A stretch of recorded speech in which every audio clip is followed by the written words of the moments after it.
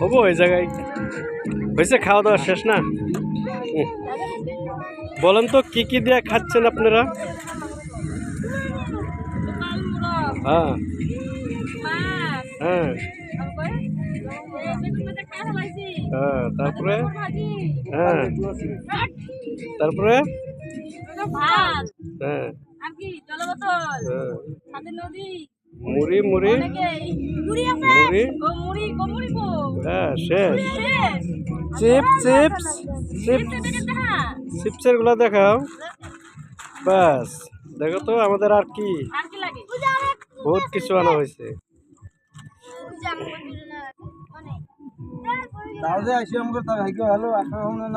হ্যাঁ ওইটাই।